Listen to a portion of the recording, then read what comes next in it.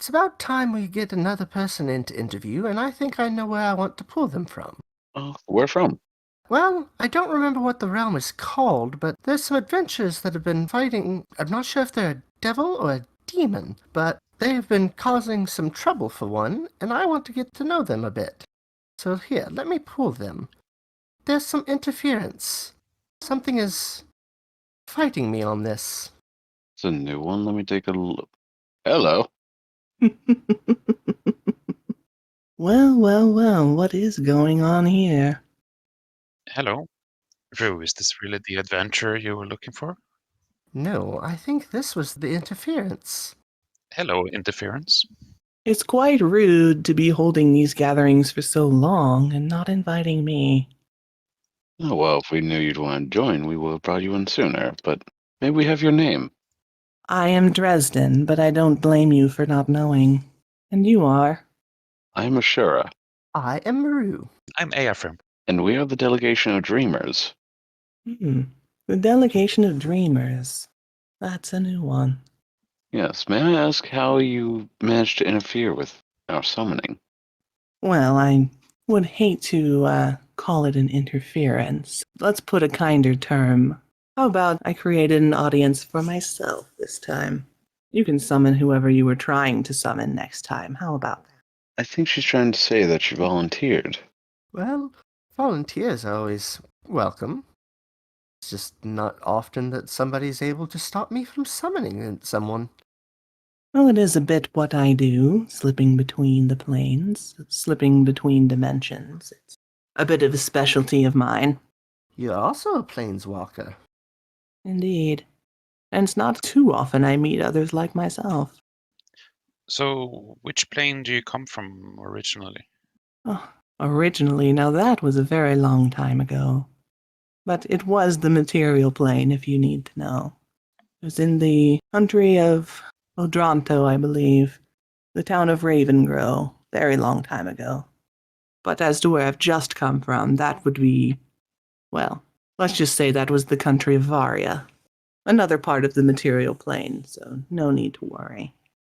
And what of you? Where do all of you hail from? Or do you live here in this cave? We reside in this cave, yes, but our overall realm is the realm of forgotten memories, where all things forgotten end up. Oh, intriguing. I did not know such a realm existed. Only Ashura is the local. Me and Rue are from different planes. Yes, I've actually started to forget my own original plane, but that's not here nor there. Travel between dimensions long enough, and the memories start to slip away on their own. Is there anything we can get you? Tea? Coffee? Well, if you have any decent wine, I wouldn't say no. But otherwise, I'm fine. Give me 1 second and I'll get Jeremy to get you some wine. I just have to find him. Oh, never mind, he's already here. Jeremy, be a dear, please, and go get some wine for our guest. No? Oh. Jeremy is saying that he's taking a break. I'll be right back. I'll go get some. Did you say that you're from Ravengrow? Ravengrow, yes, thereabouts. What's that place like? Well, I don't know what it's like now, but it was a long time ago when I was there, and an old friend of mine had passed away, so... Not the best of memories surrounding it, but it was a small village. Lots of farms, things of that nature. Very quaint, I suppose. And is that where you learned how to travel to different planes? I suppose that was the start of it, but it would be a long time before I could do it on my own. So, what happened? Well, I suppose there's no risk of any of this getting out to anyone else, so... I mean, if you're worried about us releasing your secrets, trust us, we tend to keep our lips rather shut. Not even our kobolds get to read our notes.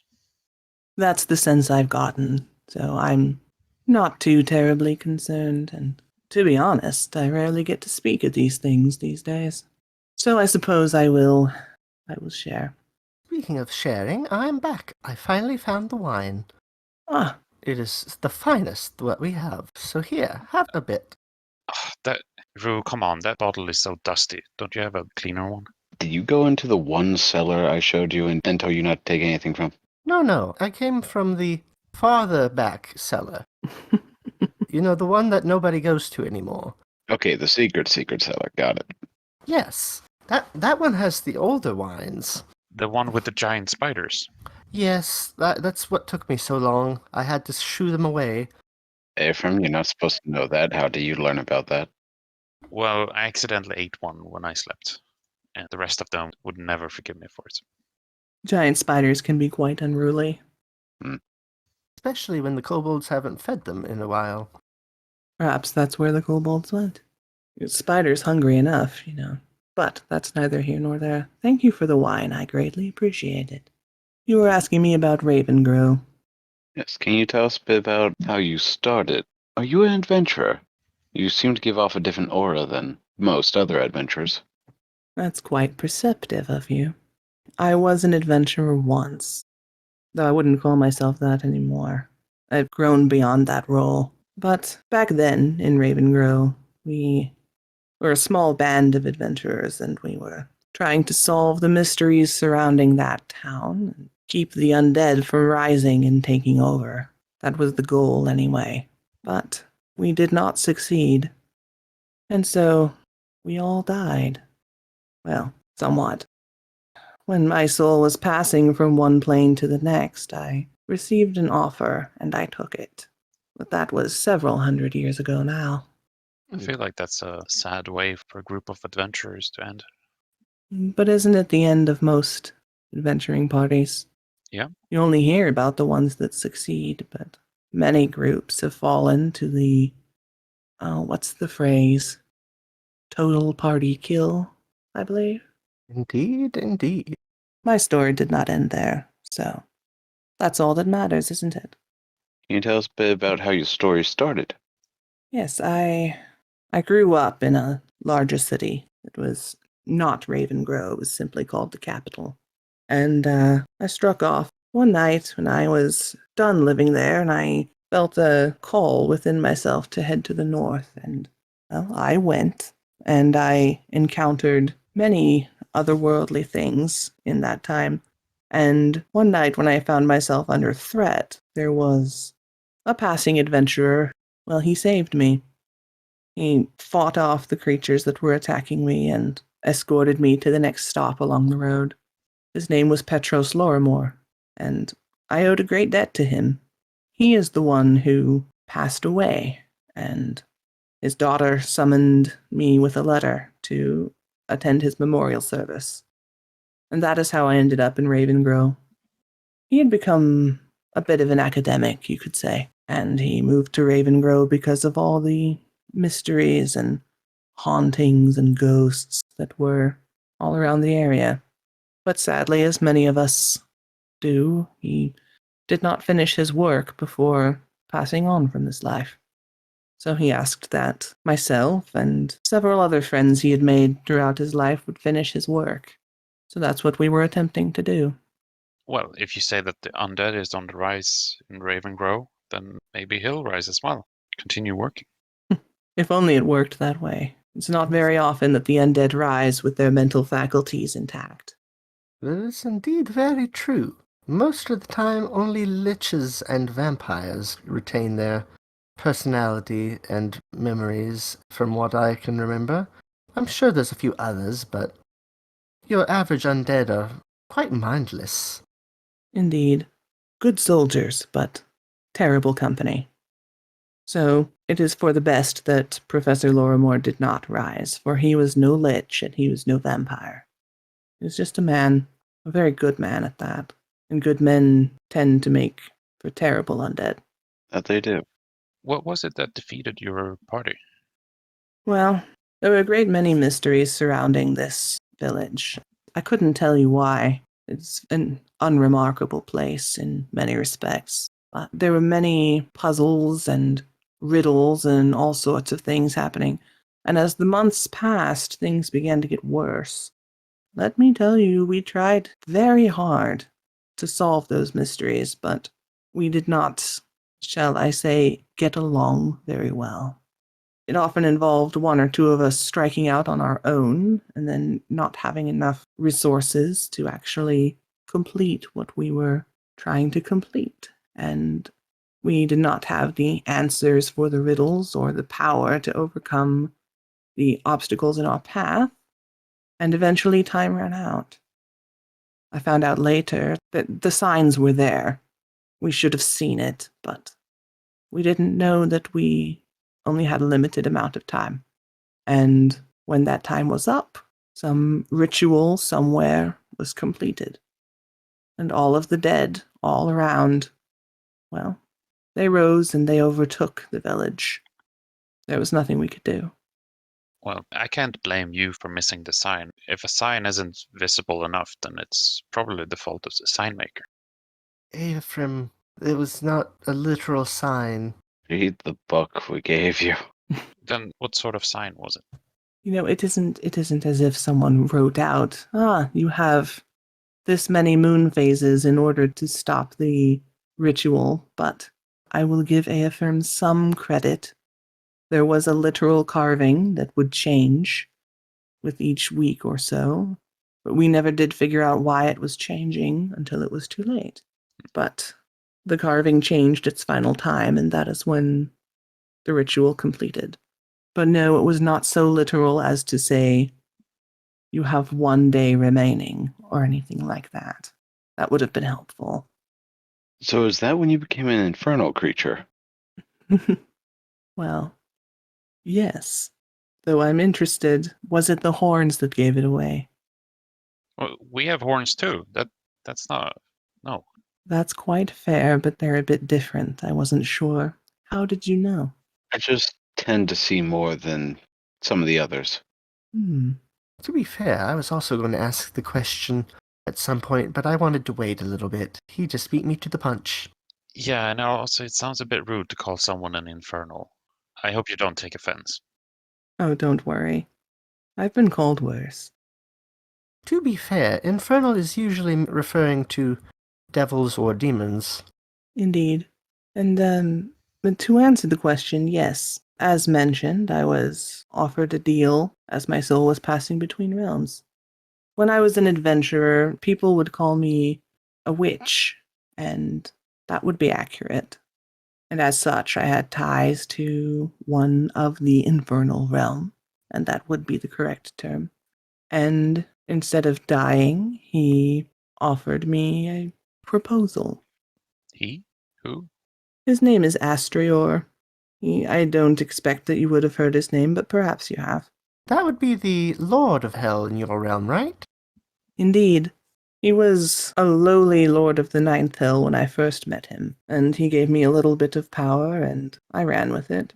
But he had risen in power somewhat by the time I died, so he was able to restore me to some degree, in exchange for if I would marry him, which I did. Ah, so you're a taken person. Well, I suppose in the lawful sense, but trust me, I do not always adhere to the lawful sense of things. That is the moment that I became more than what I was. I have not been back to Ravengrove since. I have no desire to see what's become of it, if it even exists anymore. Just a question about technicality. If you're a demon lord of the ninth circle and you get promoted, do you rise to power or do you actually sink to power if the planes are organized in like the opposite way? That's quite the funny way to phrase the question, but I suppose in a literal sense you rise to power because the various circles are in some sense closer to the material plane, the lower in number that you go. The veil is thinner between the first circle than as opposed to the ninth circle. It is much easier to pass between the two. But yes, the highest level of power is the first level of hell. That is where many of the devil lords strive to be. Huh, I never knew that. I have heard that the organization can vary slightly, but at least the infernal plane that I am familiar with runs in such a way. Also, I had a question for you. You said you're married to Astrior, if I'm saying the name right. Indeed. Is that why you have tattoos that relate to them? I can see them glowing in your aura. I'm sorry. You shouldn't be able to see that. I can see most forms of magic, whether they're subtle or in your face. Hmm. The tattoos have been there longer than the marriage bond has existed. They've grown over time. But yes, that is the embodiment of the link that we have. I've not met anyone who is able to detect them, so you will forgive me if I am a bit perturbed by that. No worries, I understand. A lot of people are disturbed by my ability to see things that I shouldn't. A lot of people would be, especially women, Drew. Well, at least I don't see through things, I just see it in the aura. That's creepy enough. Well, you can blame Lyndon for giving me the powers that I have then. Anyway, your tattoos seem to indicate that at one point he may have been your patron. They became more intricate. The tattoo began as simply, it was along my spine. That was when we first formed our pact. He was and is my patron, unfortunately. And the more I grew in power, the more that I discovered what I could do, the larger the tattoo became.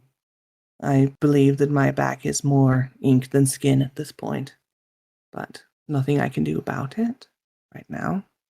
I'm pretty sure that there's still skin there. That it's just under the ink. I meant in a visible sense. Ah.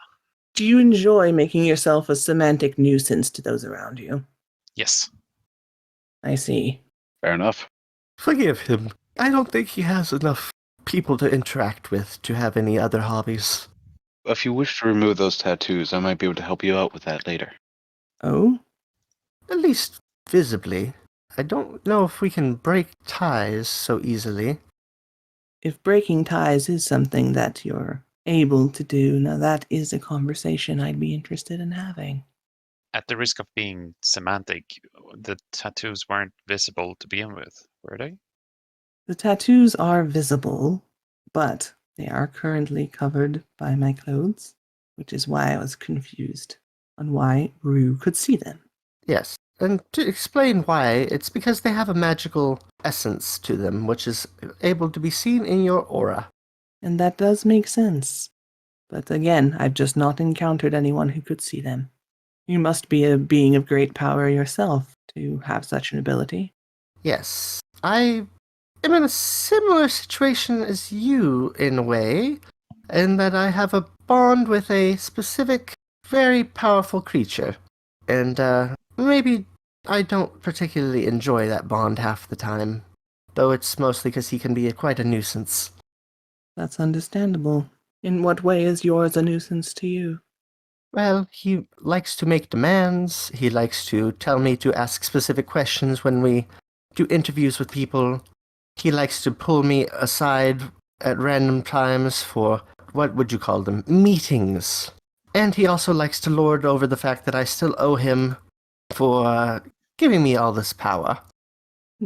It seems we may have something in common in that regard. If it is safe for you to answer such a question, have you found any way out from under it that you are pursuing? Unfortunately, when you make a deal with a god, it is very difficult to get out of it, even if there are loopholes.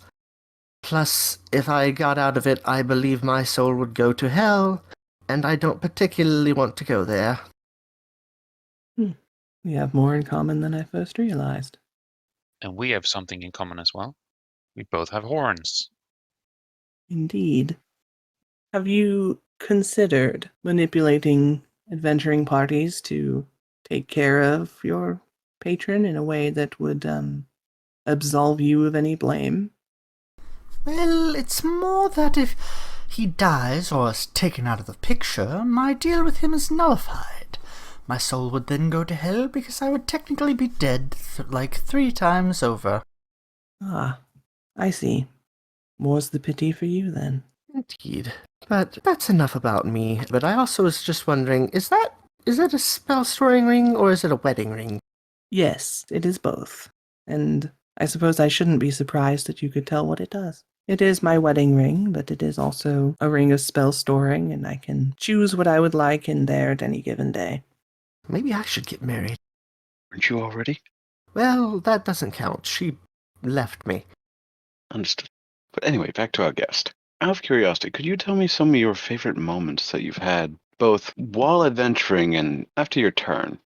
Well, it's quite a long time ago thinking back to when I was adventuring, but I suppose in some strange, naive way, I enjoyed forming bonds with the party members I was able to. There was one such party member. His name was Craig, and he was a summoner, and he had this sort of creature that he would summon in battle, but I noticed that he would summon it even when we were not fighting, and I asked him about it. The way he spoke of the thing was almost fatherly in a way, and I envied that very much. But I enjoyed being able to see that that was something that was possible for someone living a life like ours, to have that sort of affection and care for something. It was something that I hadn't had for a very long time. He was a good man, I think. And as we established earlier, good men make for terrible undead, so it's probably best that he remains in whatever grave was created for him. But enough of that. Yes, I have a question. Oh, yes. So people always tell me to go to hell, but what's it like? Is it warm? I can't say I'm surprised that people say that to you. Not to be rude, it simply tracks.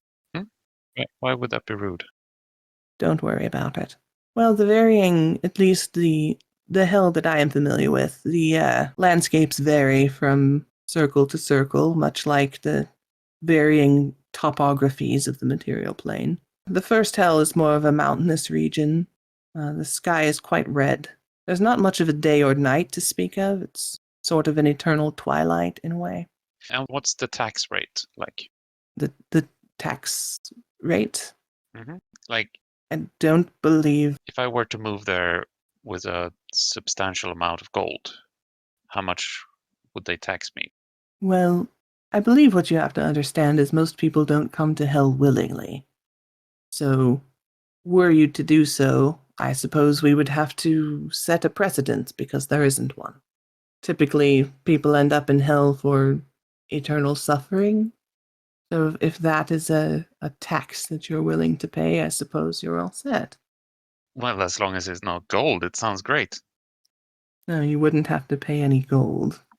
I'll consider it. Ephraim, I believe your priorities need to be looked at. Because I don't think you quite understand the situation that you've just offered to put yourself in. I might have found the best tax haven ever. Don't crush my dreams now. Other than the Cayman Islands. No, that place is too expensive. Tell you what, I will see about hosting the three of you for a little party at my palace. How does that sound? Ooh, And you could get a feel for the atmosphere and decide if that's somewhere you'd like to live. sounds like fun. Excellent. My birthday's coming up soon. I'll invite you all to the party. All right. We'd love to be there. Wonderful. Is there anything we should bring? You don't need to bring anything, just yourself. Before I go, I did realize I would be remiss if I didn't answer the rest of your question, Ashera. I'm sure there are very few ways that you could. But you asked if there were any favorite moments I had after turning, and there most certainly are. But one that really comes to mind is there's a particularly lovely group of adventurers that I've had my eye on for a very long time. And their leader's name is Alexander. They call themselves the Children of Arcana. What a quaint little name. But I've known them since before they had any power at all. Recently, my husband and I opened up a rift between the material and the infernal planes. We were quite proud of it, I must say. And there were demons spilling out and wreaking havoc on the material world. Quite a lovely amount of chaos. But these adventurers, they managed to band together, not only close the rift, but they were able to kill me. And I am so proud of them. They're growing stronger by the day. And soon they will be able to do exactly what I need them to do. So I suppose that would be a favorite moment I have. Or a favorite moment to look forward to? Well, it is my hope that someday they will slay this creature that I call my husband. And when that happens, there'll be no one left to stop me. And that, my friends, that will be a very good day indeed. Now, before I give you the details for my birthday party, are there any other questions? I don't believe we have any, but until then, have a good awakening.